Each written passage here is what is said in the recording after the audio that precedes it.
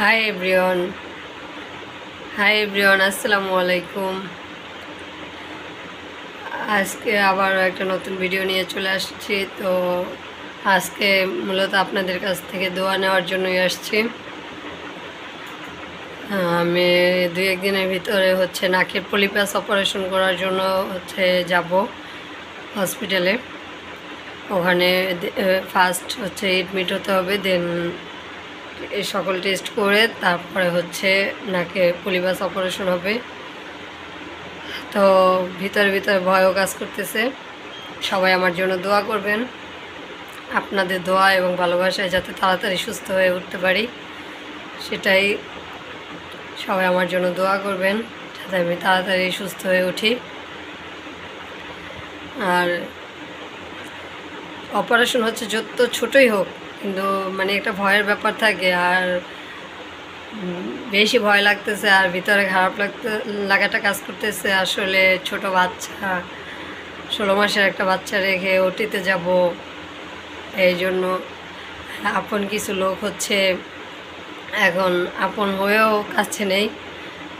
Husband ছাড়া এখন পাশে কেউই নেই। তো হাজব্যান্ডের কাছে রেখে বাচ্চাকে তার দিন ওটিতে যাব, তারপরে ভিতরে ভয় ভয় কাজ করতেছে। জানি না, আল্লাহ তাআলা যদি সব কিছু ঠিকঠাক রাখে তাহলে ইনশাআল্লাহ সব কিছু ভালো হবে। আপনারাও আমার জন্য দোয়া করবেন, যাতে আমি ভালোভাবে ওটিটা করে বাসায় সুস্থ অবস্থায় ফিরতে পারি। সেটাই সবাই আমার জন্য নামাজ পড়ে দোয়া করবেন, যারা আমার ভিডিও দেখেন, যারা আমাকে ভালোবাসেন। আসলে একটা কথা বলতে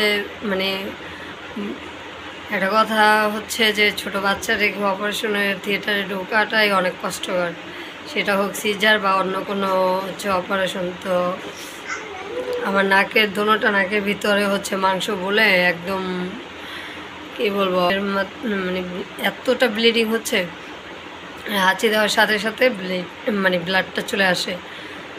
তার কারণে এখন অনেক ওষুধ খেয়েছি, অনেক জায়গা থেকে ট্রিটমেন্ট নিয়েছি, তো ভালো হয় না। দেন অবশেষে ভাবলাম যে যাক, কিছু টাকা বেশি গেলেও একবারে ওটিটা করাই ফেললে হয়তো তাড়াতাড়ি সুস্থ হয়ে যাবো। আর ডক্টরও বলছে যে আপনার যে অবস্থা, ভিতরে নাকের ভিতরে কোনো আমি নিঃশ্বাস নিতে পারি না, আমার কষ্ট হয়, রাতে ঘুমাতে পারি না, 1-2টা বেজে যায়, অনেকটা কষ্ট হয়।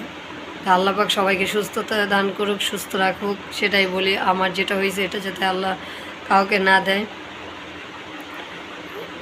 সমস্যাটা ইদানিং অ্যালার্জি থেকে সবারই, ঠান্ডা কাশি, হাঁচি কাশি। তো তারপরও আমার এটা একদম গাড়াই গেছে।